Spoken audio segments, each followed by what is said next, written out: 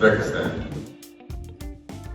Nihoyat raqiblarimizni bilib oldik. Assalomu alaykum hurmatli futbol muxlislari. Bugun bo'lib o'tgan qur'a tashlash marosimi yakuniga yetdi va biz o'z raqiblarimizni bilib oldik. Yevropa Braziliyasi deb ta'riflanadigan Portugaliya, Kolumbiya va saralashdan so'ng aniqlanadigan Kongo, Yamayka yoki Yangi Kaledoniya jamoalaridan biri bizga raqiblik qiladigan bo'lishda. Nasib qilsa 17-iyun Kolumbiya, 23-iyun Portugaliya va 27-iyun sanasida guruhdagi so'nggi raqibimiz bilan to'qnash kelamiz. Albatta qur'a biz uchun omadli kelgandek bo'ldi. Lekin bu dastlabki taassurotlar xolos. Alloh nasib qilsa bu guruhdan chiqish vazifasini uddalaymiz deb ishonyapman. Siz qanday fikrdasiz? Fikringizni izohlarda yozib qoldiring.